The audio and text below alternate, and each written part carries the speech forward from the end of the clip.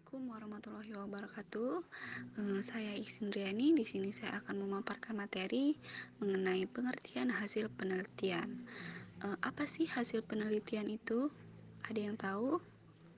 Nah, hasil penelitian adalah proses pengaturan dan pengelompokan secara baik tentang informasi suatu kegiatan berdasarkan fakta melalui usaha pikiran peneliti dalam mengelola dan menganalisis objek atau topik penelitian secara sistematis dan objektif untuk memecahkan suatu permasalahan.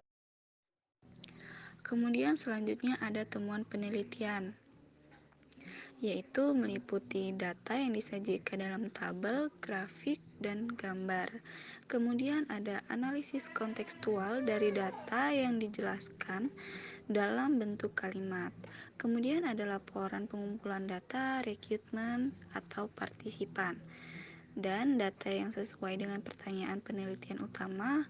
Kemudian yang terakhir ada temuan sekunder dan analisis subkelompok. Baiklah, di sini saya akan memaparkan materi yang selanjutnya, yaitu mengenai ciri hasil penelitian. Ciri hasil penelitian yaitu ada 5. Yang pertama yaitu konteks pengantar untuk memahami hasil dengan menyertakan kembali masalah penelitian yang mendasari studi Anda. Konteks pengantar ini digunakan untuk mengarahkan kembali fokus pembaca ke penelitian setelah membaca ulasan literatur pada penjelasan.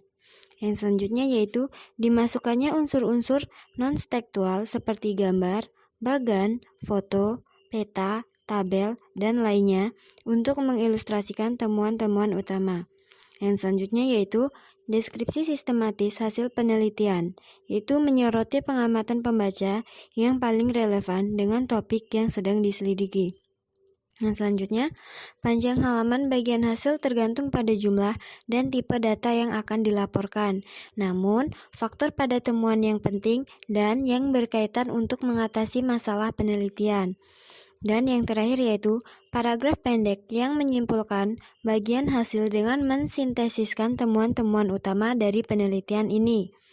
Yang selanjutnya yaitu materi mengenai cara menuliskan hasil penelitian. Dalam menulis penelitian yaitu terdapat 4 cara. Yang pertama, sesuaikan pedoman atau instruksi yang disediakan oleh jurnal atau penerbit yang Anda tuju, dan bacalah makalah penelitian yang telah diterbitkannya, terutama yang memiliki topik, metode, atau hasil yang serupa dengan penelitian Anda. Yang kedua yaitu pertimbangkan hasil penelitian Anda sehubungan dengan persyaratan jurnal dan katalog hasil Anda. Yang ketiga, rancang gambar dan tabel untuk menyajikan dan mengilustrasikan data Anda. Dan yang terakhir yaitu buat konsep bagaimana hasil Anda menggunakan temuan dan angka yang telah Anda susun. Terima kasih, saya kembalikan kepada moderator. Baik, di sini saya akan melanjutkan materi tentang definisi hasil penelitian menurut para ahli. Menurut USC Liberatis, bagian hasil adalah tempat Anda melaporkan temuan studi Anda berdasarkan metodologi yang Anda terapkan untuk mengumpulkan informasi.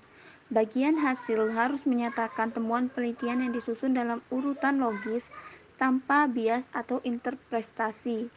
Bagian yang menjelaskan hasil sangat diperlukan jika makalah Anda menyertakan data yang dihasilkan dari penelitian Anda sendiri. Menurut Wordfish, bagian hasil dari makalah penelitian ilmiah mewakili temuan inti dari studi yang berasal dari metode yang diterapkan untuk mengumpulkan dan menganalisis informasi. Ini menyajikan temuan dalam urutan logis tanpa bias atau interpretasi dari penulis, menyiapkan pembaca untuk menginterpretasi dan evaluasi di bagian diskusi. Dan materi selanjutnya adalah jenis-jenis penelitian. Nah, jenis-jenis penelitian untuk sebagian besar makalah penelitian dalam ilmu sosial dan behavioral ada 2 cara yang memungkinkan untuk mengatur bagian hasil. Kedua pendekatan tersebut sesuai dalam cara Anda melaporkan temuan Anda, tetapi pilihlah salah satu format untuk digunakan. Jenis-jenis penelitian ini ada 2. Yang pertama, sajikan sinopsis hasil yang diikuti dengan penjelasan tentang temuan-temuan. Yang kedua adalah Presentasikan hasil dan kemudian jelaskan. Sebelum mempresentasikan hasil, berikutnya kemudian jelaskan, dan seterusnya. Lalu akhiri dengan sinopsis keseluruhan. Contoh temuan penelitian strategi kepala sekolah dalam meningkatkan mutu pendidikan agama Islam pada rintisan sekolah bertaraf internasional SMA Khadijah Surabaya. Rumusan masalah yang dikemukakan adalah sebagai berikut. Bagaimana strategi kepala sekolah dalam meningkatkan mutu pendidikan agama Islam pada rintisan sekolah bertaraf internasional SMA Khadijah Surabaya? Temuan penelitian yang disajikan oleh peneliti berdasarkan hasil penelitian atau paparan data sebelumnya adalah sebagai berikut.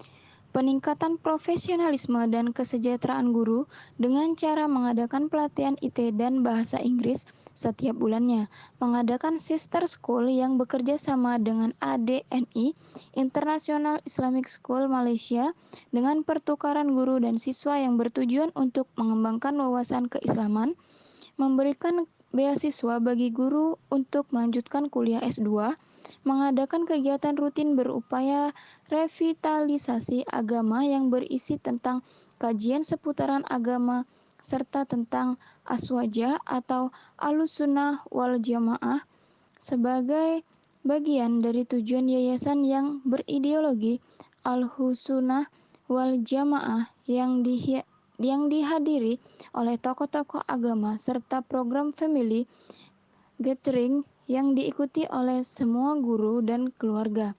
Itu semua merupakan sebagian usaha yang rutin dilakukan SMA Khadijah dalam rangka meningkatkan profesionalisme dan kesejahteraan